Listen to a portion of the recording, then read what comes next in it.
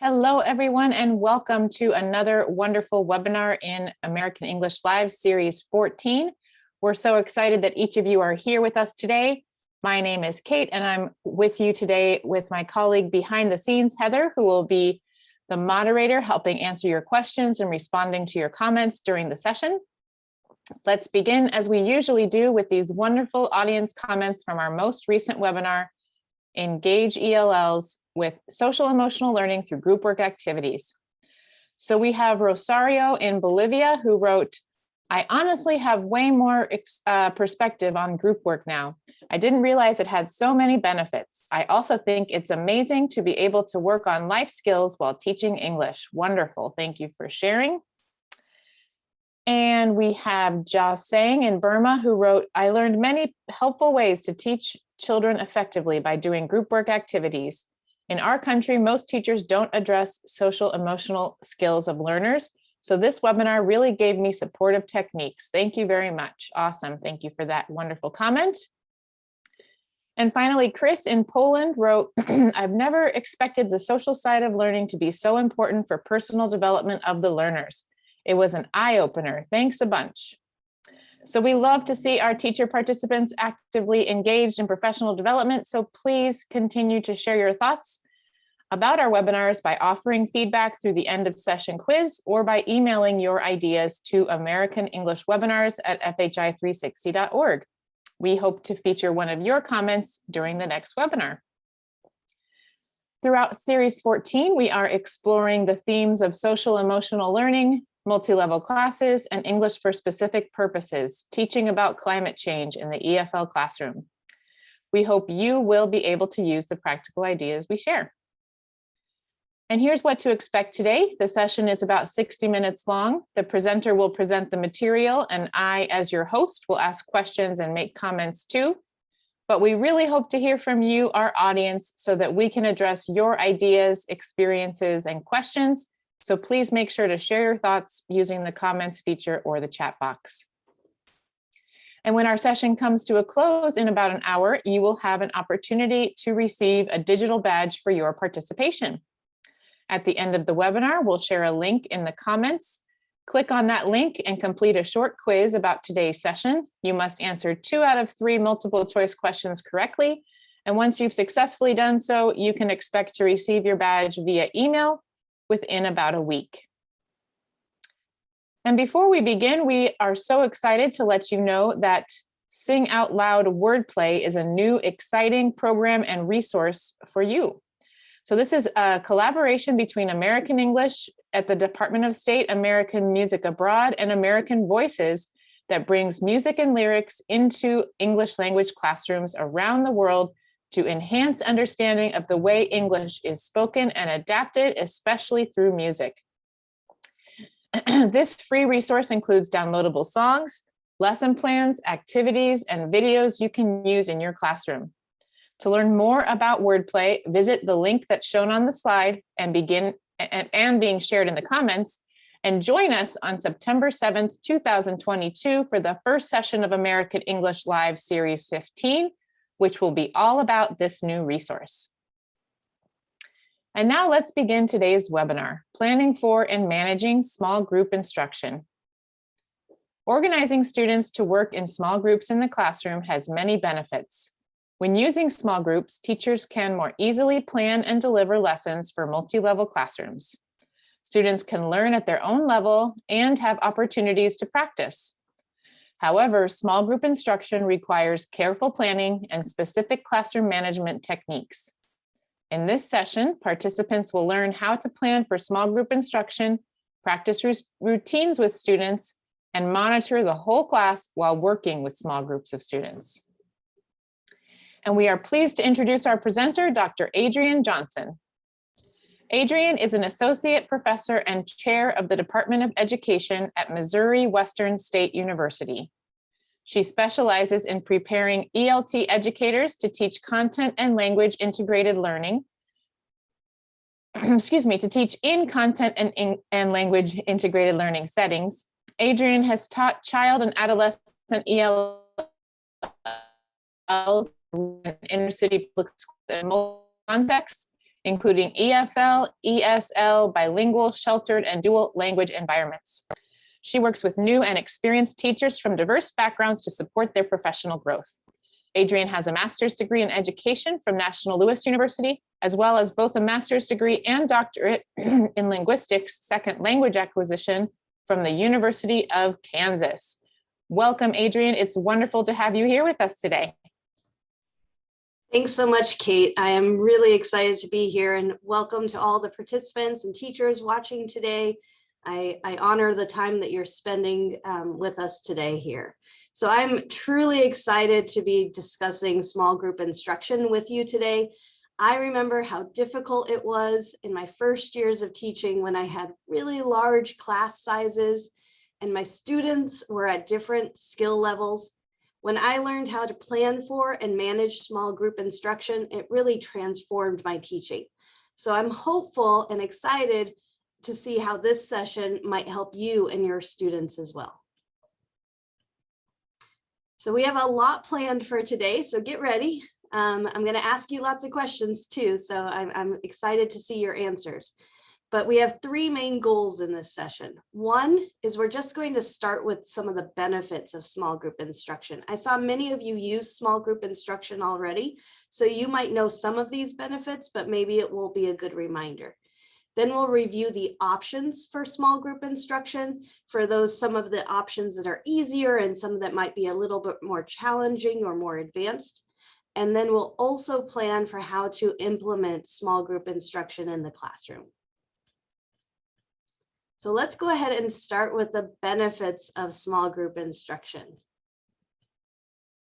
And I have a fun activity and we get to see Kate's drawing skills. So before we get started, I want everyone to imagine a classroom. And Kate, I'm going to ask you to actually draw a classroom. Sounds good. I'm ready to go. Okay. So teachers who are watching, if you have paper and something to write with, you can do this with us, or you can just imagine a classroom.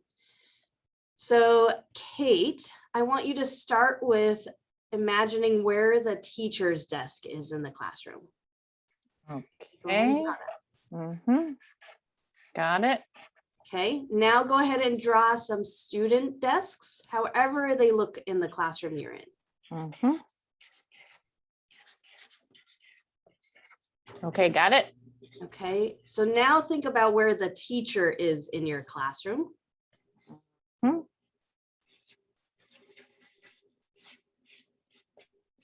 Got it.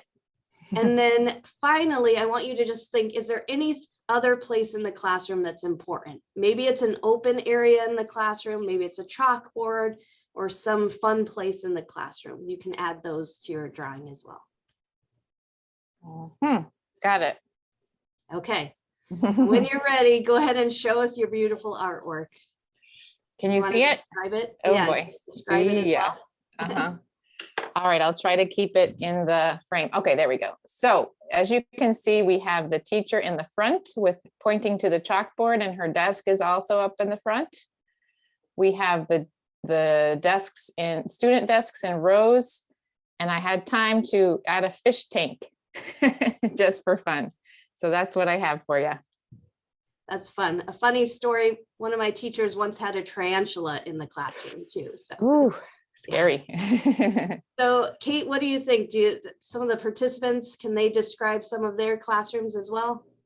Yeah, we have some nice comments coming in. Rebecca says, make a circle and everyone is part of the circle. That's how she would arrange it.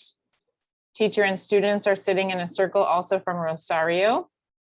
What other things do you, how would you picture a classroom, or what does your classroom look like? Or what is an ideal classroom? Feel free to share any of your ideas. Let's take a look. Kate's classroom is the traditional one. Yep, that's true. I just went straight for the classic. Monica also says a circle. Lots of circles today. Yep, I see a lot of circles. Student desks are together in small groups. Tables, U-shape. Actually, I did like the U-shape when I was in the classroom. I didn't mind that one. And so did, and that was from Salvador and also Lirio. Thanks, buddy, sharing. Thank you, everyone. So I appreciate lots of circles, U shapes, student desks together, and then Kate's more traditional classroom. I'm guessing that many of you have different classrooms. They look very different. You have different sizes or numbers of students in your class, and that's all okay. So many of you have classrooms that you cannot move your desks, and some of you can move your desks, and that's okay too. I'm going to give you lots of different ideas, and you can pick the idea that works for your classroom and your unique situation as well. So we're going to start though with talking about the benefits of whole class instruction, right? So this is teaching the same lesson to all of the students, and there are some benefits. So one of the benefits is that we as teachers are very busy. So teaching the same lesson to the whole class is easier for lesson planning and saves time.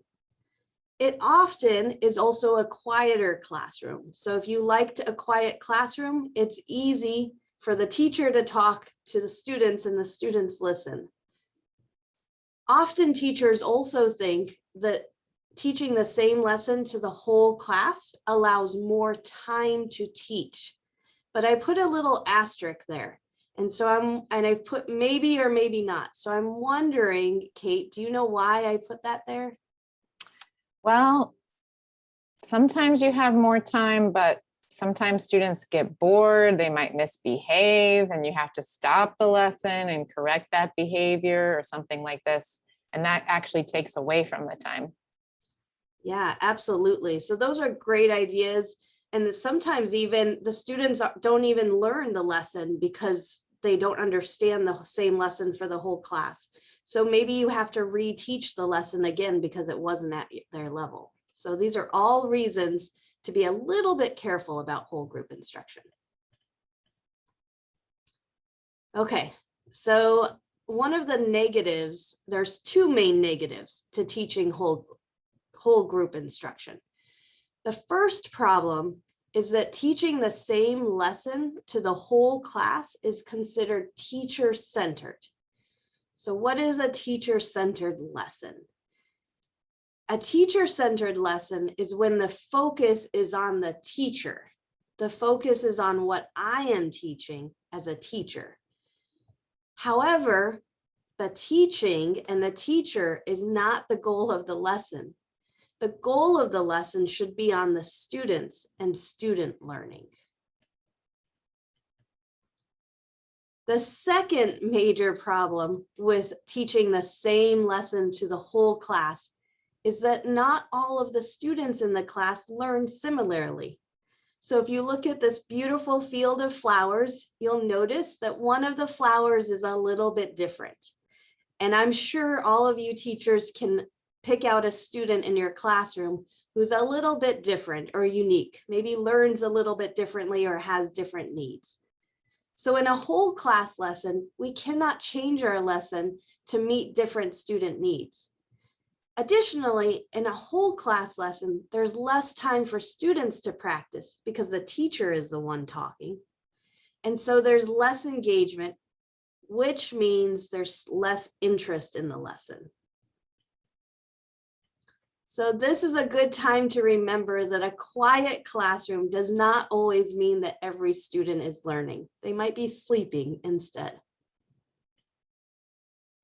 And students, if you look at this little boy here, students who are not learning become disengaged and looking around or not interested in the lesson.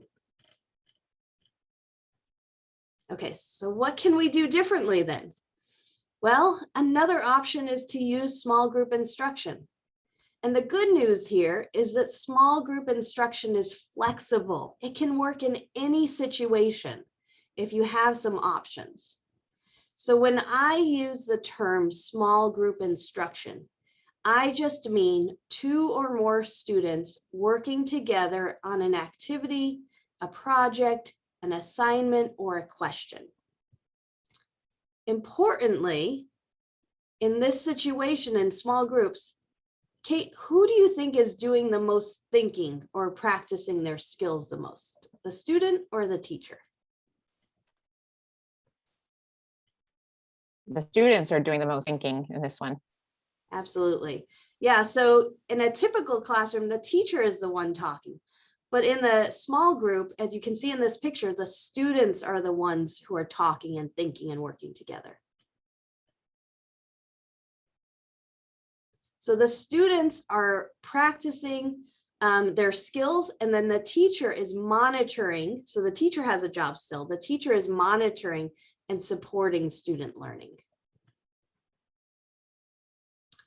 Okay, so we are going to see how small group instruction can help real or fake scenario students and a fake or scenario teacher.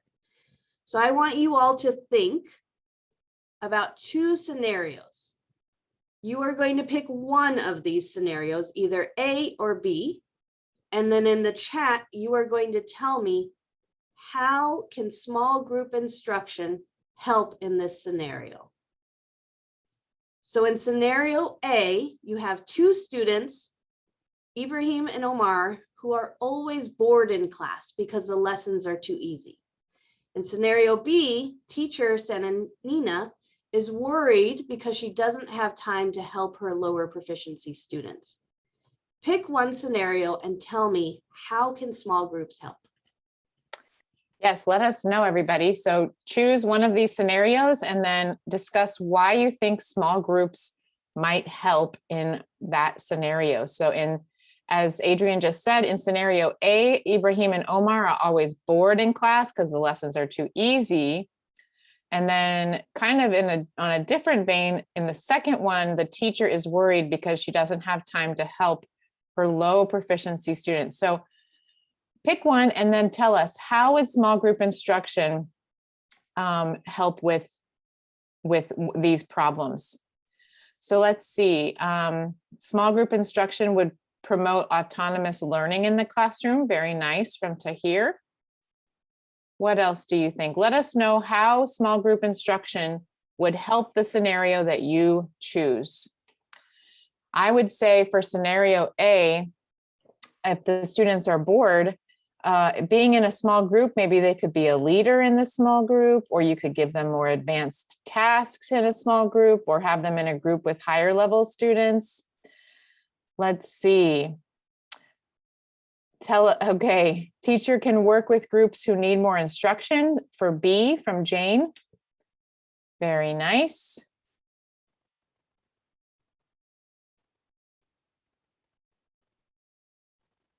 And let's see, pair work may help more proficiency students and you could pair them up, they could help each other.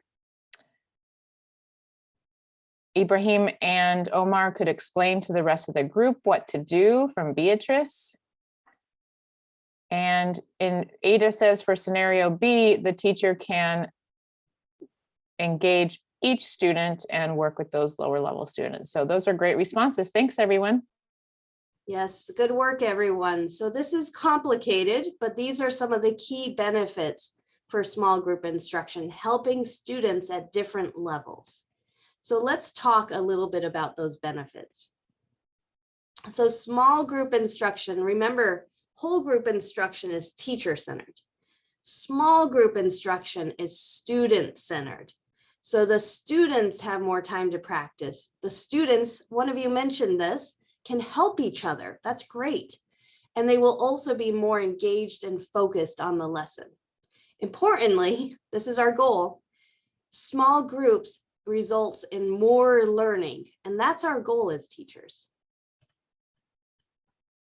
Okay, so we've talked a little bit about the benefits of small group instruction. Now let's look at some of the options. And we're going to start with your experiences, because I saw many of you have tried small group instruction in your classroom. And so I know you understand some of the challenges. So what are some of the challenges of using small group instruction in your classroom? Yes, what are some challenges, everybody? Let us know. And while we're waiting for those ideas about challenges for small group instruction, I'll just say that we had some nice comments here from Hammy, who wrote, small group instruction individualizes teaching to a specific type of environment. And Christoph said, that the higher Ibrahim and Omar could support less advanced students, and they could be more busy when they support those people, not get so bored. Wonderful. What are some other challenges for small group instruction? Limitation of time from Qasim.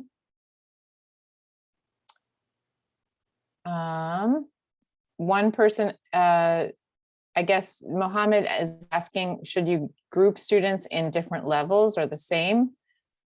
We'll come back to that one, I think. Let's see, distractions from Leslie is a challenge. Sometimes students feel shy from Cynthia. Students use their first language. It can be difficult to arrange the groups. And let's see, takes a lot of work for the teachers to design all the tasks. That's a good point. Thanks, everybody. Yeah, those are great ideas. I think the good news is we're going to talk about all of those. So we'll talk about the routines in the classroom. We will discuss a little bit about how to support students so that they actually participate and use English. And we will also talk about timing and some of the options as well. So from easy levels to harder levels. Okay, so let's start. Let's go ahead and think about how can we plan for small group instruction to address some of those challenges. The very first and most important part of planning for small group instruction is thinking about the physical aspect of your classroom. So what options are physically available in your classroom? So you can think back to your picture from today. So you can think, what can be moved easily? Some of you, you can move your desks easily. Some of you, you can't. For some of you, you can move your chairs. And sometimes the desk and the chair is bolted to the ground and you can't move anything. That's okay, because you can still move the students. It takes practice, we'll talk about that. But students can turn their bodies, they can stand up and they can move around the classroom with some practice. So I know that each of your classrooms is very different. And if you can't move the desks, think about what you can move. What are some other ways that you can help students work together? So these are just some quick and easy ways that you can arrange your groups. And this is not the full class, okay? This is just a section in the class. So imagine there are many, many groups, and I'm just taking a snapshot of a small part of the class, okay? So if you want a quick and easy small group, I suggest just trying to put 2 desks together and have 2 students, maybe 3 students work together. 2 to 3 students is best for a smaller space, or if you have lots of students in your classroom. It's also very flexible. So you can see that second picture. If you have 2 students and 2 students, then the ones in the front can turn around to work with the 2 students behind them. And now you have a group of 4 students. That group of 4 students is my favorite size of group. About 4 to 5 students is ideal for any age student, and it's also an ideal size for regular small groups. If you have many students or you have older students, you can create a larger group of 6 to 8 students. The only suggestion that I have is that you only use this for older students. This is too big of a group for younger students. So there are lots of options for you. The classroom arrangement that you choose depends on your space available, the number of students in your classroom, whether your desks can move or they can't move, and how often you use small groups. There are many options here. You just have to select the one that works for you and your students. The only goal that I give to you is to have at least 2 students be able to work together. That's the bottom goal. So thinking about these options and what you can move, how can you create space in your specific, unique classroom? Yeah. What do you think? can you create space for students to work together in your classroom? I remember we had a really good webinar a while back on movement in the classroom. And I think our presenter, Kevin McCoy, said you can always, well, you can't always, but sometimes you can just go outside. So that's one option. If the weather's nice and if your administration lets you do that, sometimes you can just go outside, get some fresh air, have students work together outside. What other ideas do you have, everyone? How can you create space? Khalifa says the chairs are easily movable for you. Wonderful, glad to hear it. You can move the chairs around. What other things? You can shift desks and chairs, working in, let's see. Leslie also says move the desks, go outside. Moving the students to face each other, that's a nice idea. Sometimes you can have the inner circle and the outer circle, and then students go in a circle and face each other. You can invite them to the front or back of the class. Sit back to back in the same desks, go to the library or a larger room from Kasem. Excellent, thanks everyone. Yeah, I love those ideas, and going to a different location is an option for many people. So that's great. And if you can move your desks, that's good. If you have a hard floor and it's very noisy, you might want to do that only sometimes, but there's options. Every day can be a different formation for a group. So okay, so remember, small group instruction can include very small groups, even just working in partners of 2 students, or it can include larger groups. I wouldn't recommend larger than 8. Again, my favorite is between 2 and 5 students. You just need to think about what is the task and what is the size group you need. So when I go in to teach a lesson, my groups might change depending on the lesson. So I might change depending on my task. I might change my group size. It might be bigger or smaller. I might change, and someone asked this, who is in the group? Sometimes I put some students together who are the same proficiency, sometimes different proficiencies. I might move my chairs some days I might move the bodies. Some days I change the activity. Or I might have, if you don't have much time for groups, you might just have 2 minutes, or you might have a longer group of 10 minutes. Just allow your students to work together. That's the main goal. Okay, so now we're going to talk a little bit more specifically about the levels. I'm going to start with the easiest level of small group instruction that everyone can do. I use the easy level of small group instruction still, and I also use the expert levels. So depending on how comfortable you are, you can choose the level that's best for you. All teachers can try levels 1 or 2. Levels 1 and 2 small groups require just a little bit of movement. These are smaller groups of 2 to 3 students. A level 1 teacher only uses the small groups once or twice, or in some lessons. A more experienced or level 2 teacher uses small groups in most lessons. So one of my favorite activities for partners that's very flexible is think, pair, share. So Kate, I'm going to ask you to try this activity with me today. Sounds good. I'm ready to go. Okay, so before we start, I'm going to explain the directions because you always explain the directions before starting small groups. And then we're going to practice.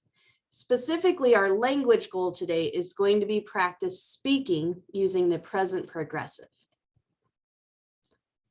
So I'm going to start with the directions. All right, so before we start, I would give students a prompt or a question. In this case, I'm going to say, Kate, we are going to use a sentence. We are going to create a sentence. I'm going to ask you to create a sentence using ing. And specifically, I want you to use the sentence frame, I am verb ing. So after you think of the sentence, you're going to share it, whisper it with your partner, and then I'm going to ask you to share it with the class. Okay, are you ready? Yes. Okay. So, Kate, can you please think of a sentence using ing and make sure you use the sentence frame I am verb plus ing. Got it. Okay. Now turn to your partner and share your sentence. Okay. So when you and your partner have a sentence that you're ready to share with the class, give me a thumbs up. Okay. Why don't you share your sentence with the class? Okay, I am reading many comments from around the world. Is that, it's a little bit advanced, but I went over the brain. Anyways, yes, I'm reading wonderful comments. I love it. It's always good when students add more to a sentence frame because that shows they're ready for a more complicated sentence. So I think you're ready for the next level of English, Kate. Yeah, great. Okay, so let's talk about, I think many of you in the audience, you've used Think, Pair, Share before, but you may not realize all of the benefits of Think, Pair, Share. So let's talk about those. The best benefit of Think, Pair, Share is that students have the opportunity to practice and think using the language in a low stress environment before they share with the whole class. This helps students to build their confidence with speaking. It also gives students time to think. Speaking in a new language is hard. They need time to think and they need time to practice with a partner. At the end, after the practice with a partner, then you know as a teacher that everyone has an answer. So when I call on students, they have an answer that they've practiced, and that helps reduce embarrassment, which is really important. Okay, if you are really good at the easy level of small group instruction, you might be ready to try a medium level. The main difference with a medium level of small group instruction is that the groups are a little bit larger, so you have to manage a little bit more. These are groups of 4 to 8 students. And again, the difference between a level 3 and a level 4 is that in a level 3, you might only use small groups sometimes, but in a level 4, you use small groups in most lessons, or even every lesson. A good activity for larger groups, and one of my favorites, because it's so flexible, is the picture word inductive model. In this activity, students see a picture and then they produce words and sentences. So the term inductive comes from the word induce. To induce means to trigger or prompt a thought or action. So in the picture word inductive model, we are going to use pictures to help students think of words and sentences. We're going to try this activity together, all of us, so get ready. But first, always I have to explain the directions and show you and model how to do this. Okay, so here are the directions. Don't worry, I'm going to go through each of these. The first direction is you have to choose an interesting picture. That's the most important step. And also importantly, I have to choose a picture that matches the language that I want students to practice. So for instance, we are practicing the present progressive and using ing. So we need to choose a picture that has many verbs in it. Next, we are going to create small groups. In the small groups, I am going to ask students to identify as many nouns, verbs, adjectives, or adverbs as they can. Next, the students are going to share their words with each other. This is going to help them build or strengthen or increase their vocabulary. Finally, the students will write as many sentences as they can, either in written format or orally. So we're going to try this one together. Okay, so teachers, while I am demonstrating, you can look at this picture and start to think of nouns, verbs, adjectives, and adverbs. But don't respond yet. First, I'm going to show you. So Kate and I, you ready, Kate? We're going to demonstrate. So Kate, I want you to think of some nouns. And you can write them down or think of them. Mhm. Okay. So when you have your nouns ready, give me a thumbs up. You got Yep. it? Okay. So before you share your nouns, I'm going to share mine because I'm very proud of my nouns. So I found 3 nouns that I can list in this picture: girl, boy, and tree. What are your nouns, Kate? Very nice nouns. And mine are shirt, smile, leaf, and hat. Oh, those are much better than my nouns. You again are a more advanced English speaker. So those are great words. Thank you. So here's what I'm really excited about. I only had 3 words, but when I put your words together with my words, together we have 7 words. So I've just increased my vocabulary, which helps me to build more interesting sentences. So now, audience, it's your turn. Teachers, think of as many nouns, verbs, adjectives, and adverbs as you can and list them in the chat. All right, let's see everybody who is going to type those nouns, verbs, adjectives, and adverbs the most quickly. Let's see. Susanna wrote happy, funny, children play, run. Environment, lucky, run from Arnek. Norma says boys and girls. Oh, Norma went to the advanced level and went to a sentence. Let's see. Mia wrote boys, girls, and trees. A lot of people saying girl, boy, and tree. Very good. What other adjectives or adverbs do you have? Laughter, game, summer from Elena. Hair from Kasim. Run, chase, laugh from Monk Ondar. And game, children, nature. Wonderful. Thanks for sharing, everybody. Yeah, I love all those words. So you'll also see that one of the things that I can do is I can give students cards, and they can actually put those cards or post-it notes on the picture with the nouns and verbs, put them in the right place. So we have lots of words, and we're ready for the next step of this activity. We're going to do this step together, and some of you are already ready to start this. So we're going to take those words and we're going to put them in a sentence. I want you to use a very specific sentence frame if you can. So I want you to tell me a sentence that is the, adjective, noun, is or are, plus my verb using an ing, and then plus an adverb.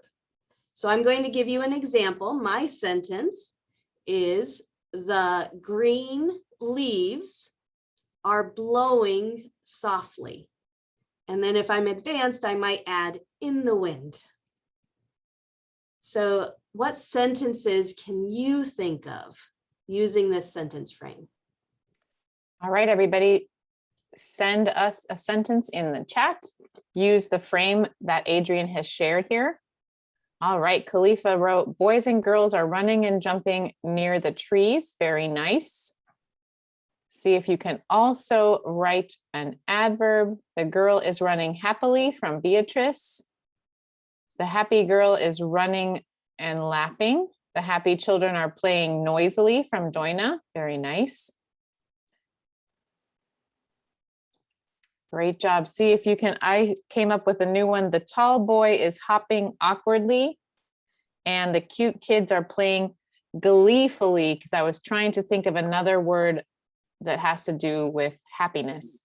And the boy is trying to hop differently from Nahid. Excellent. Very nice, everyone. Oh, and from moderator Heather, the bright sun is shining calmly. Very nice.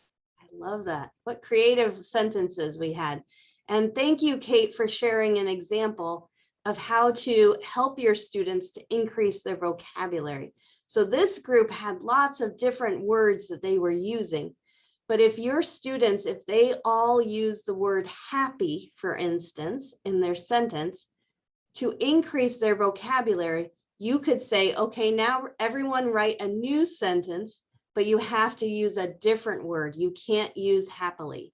So Kate had to think of gleefully, a new word. So this is how you can help your students to increase their vocabulary as they're using a picture. One of the things that you can do in these groups is you can change the activity.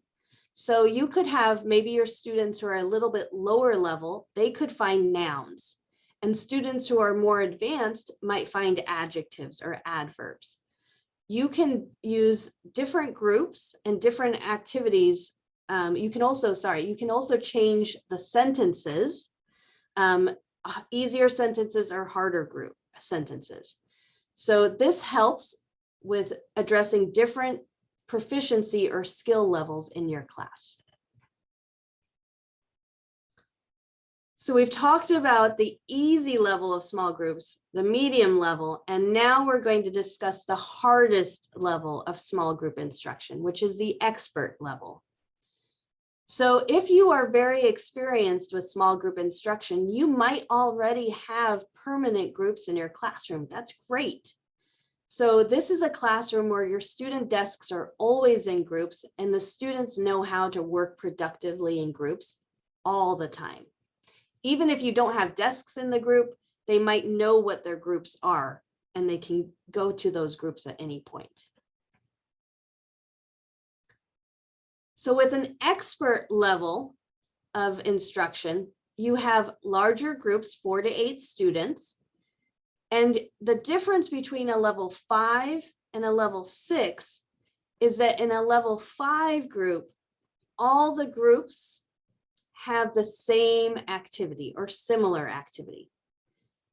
If you are at the expert level, the highest level, level 6, then this is when the different groups might have different activities.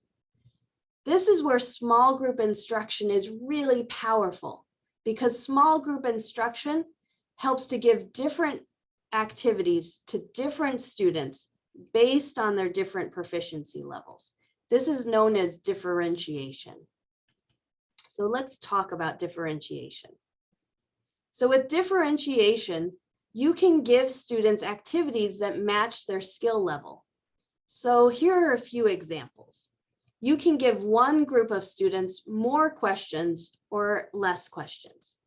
Maybe there's some students in your class who need more help than others. Sometimes you can give the students different levels of text. You can give higher proficiency text to students who are higher proficiency, or you can give easier text to students who are lower proficiency. The American English site has readings at different levels. So I looked up stories on the American English site, this link you see here, and I might give students who are a lower reading level some Raggedy Ann stories, whereas I might give students who are higher proficiency the Huckleberry Finn stories. So you can select different texts based on the level of complexity of the words, how simple or complex the sentences are, or how simple or complex the topics are. And it can be the same general topic, but you might change the sentence level or the word level. You can also give your students different tasks. So I might give one group of students to test their knowledge or to have them practice. They might just be answering multiple choice. Another group of students might have a graphic organizer that they're using.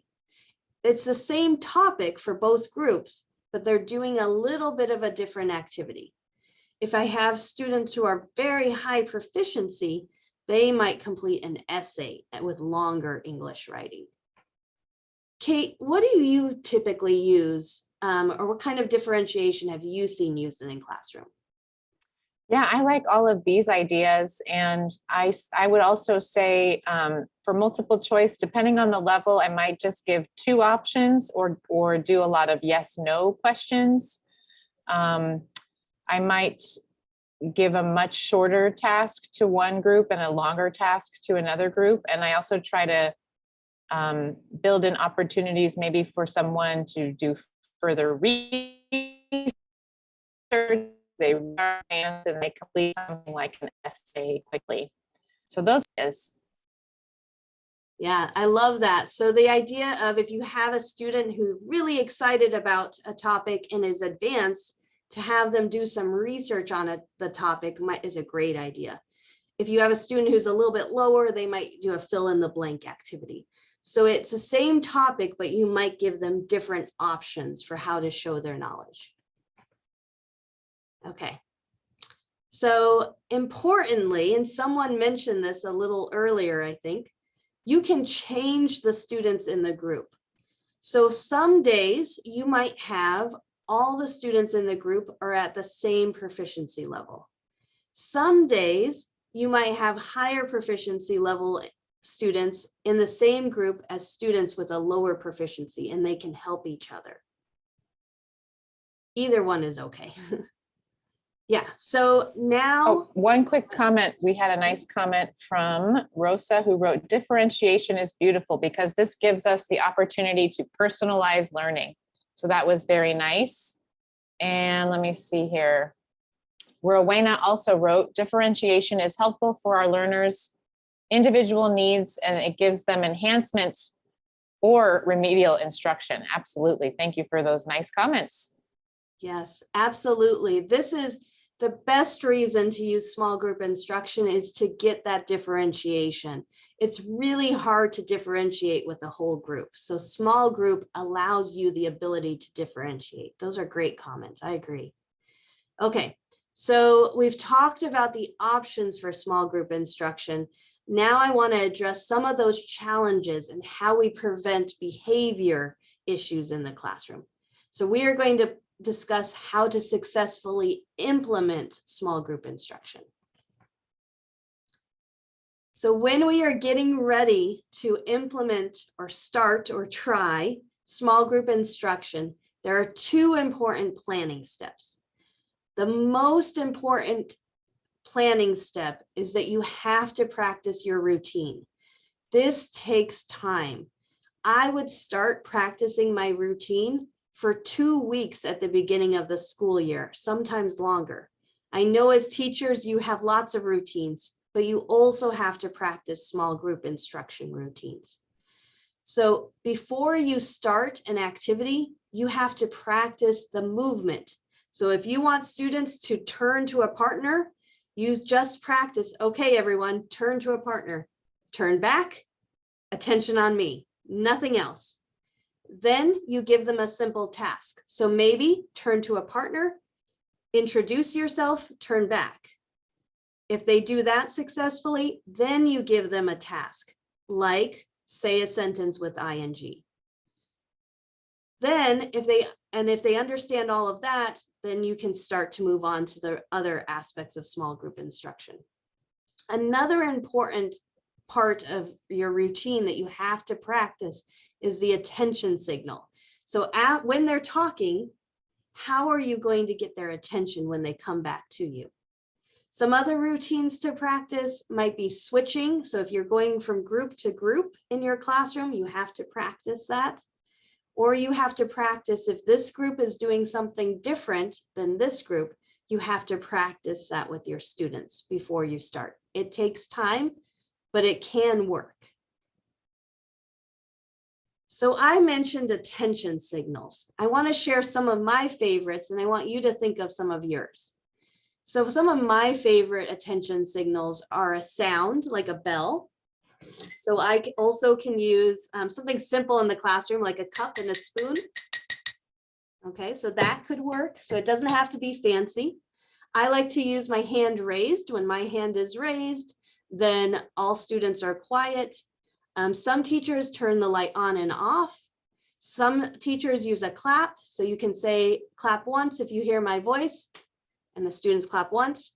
Clap twice if you hear my voice. You clap twice, they clap twice, and you go to about 3 or 4 claps, and hopefully by then everyone's silent. Some teachers I've seen they use musical instruments, which can be really fun as well. My number one hint is to not use a verbal signal. So don't just yell at students. If you talk too much, they are going to stop listening. One other point that I like to mention is if you have students in your classroom who cannot hear well or have trouble seeing, you might need a visual signal and an auditory signal at the same time. Okay, so I want to hear all of your attention signals. What attention signals do you use in the classroom? Let us know, everybody, what attention signals do you use in your classroom? Just waiting from Delaware. I used to do that sometimes too, just stand there and wait. Hocus pocus, everybody focus from Zafar. Very nice. With young students, I used to say chugga chugga and they'd pay attention and say choo choo. That one's from Micah, very nice. Let's see. Clapping from Wendy. Colorful flags from Chaba. Using music from Wendy, whistle slowly and then loudly. Let's see, turn off the on and off the classroom lights. That's a good one. Use a timer with maybe a bit buzz at the end. Doc Carlo says just stand up and stay silent, looking at everyone. They get it and quiet down. Yep. Clapping and dancing. That sounds fun. Very nice. All right. Yep. And another hocus pocus. Everybody focus. Good job, everyone. Thanks for sharing those great ideas. Yeah, wow, there's so many. I think we could create a whole list of great attention signals. So I love the call and response. I've also heard 1, 2, eyes on you, 1, 2, 3, eyes on me. So those kinds of chants work very well. And again, I love the idea of just standing up. So you're sitting, but when you stand up, everyone's quiet. You don't need to use your voice to get students' attention. There are lots of other ways that you can do it. Okay. So when we are getting students ready for small group instruction, that consistent routine is essential. So I want to show you my routine for starting and stopping small group work. So first, before we start, I have to get students' attention and get them ready. So I like to use the sign, give me 5, to have the students be focused and ready to hear my directions. So when I say give me 5, my students know their eyes need to be ready, their hands need to be ready. That means nothing in their hands where I can see them, so they're not playing with things. Their bodies need to be ready, so they can't be wiggling, they have to be still, and their materials have to be ready for us to start. So after they give me 5, then I start explaining the directions. So first I explain the directions, and then I write those directions on the board. Because if I don't, then when we start, the students will say, "Teacher, what are we doing?" And I can point to the board. It's also very important to practice or model an activity before you start. So you noticed before we did an activity together, Kate and I practiced. So you can find a student and practice with the student in front of the class before they go to small group instruction. And then finally, before we start, the students need to know my attention signal and they need to know the time limit. So before students, once they start and they know their time limit, I also want a visual timer as well. Okay, so the teacher has a very important job as well. We want to make sure that the teacher, that first that you have taught the critical skills, that you have practiced the routine, you've explained your directions and you've written them on the board, and that you've practiced or modeled the activity. Then during the activity, you have to walk around and monitor the class and monitor behavior. Offer some students support, maybe give them some words or sentences. Be very positive with them as well. Celebrate them, give positive comments. If a student needs extra help, give them some extra help as well. And then at the end, you give them more positive comments and you ask some students to share, and then you celebrate how good they did in their groups. So I hope you've had some good ideas today. I want you just to remember, always practice or model an activity first. Make sure you plan ahead. Where will students move? Which students work well together? Which students need the most help? And always use a consistent attention signal. And then finally, I hope you have some new ideas for the benefits for small group instruction, more engagement and more learning, the options, small groups or large groups, the same activity or different activities. And then finally, how do you check your physical space and your routines and your attention signal to make sure that you're ready and you've planned well for small group instruction. I hope you've enjoyed the session today. We are out of time, but I've had a lot of fun with you, and I hope you try and implement small group instruction in your classroom this next week or the next school year. Thank you. Wonderful, Adrienne. Thank you so much. I can see from all the great comments that people really enjoyed today's session and received a lot of great ideas about small group instruction, how to do it, how to plan for it. Wonderful. Yep, lots and lots of thank yous coming through. So thank you so much, Adrienne. It was great to have you here with us today.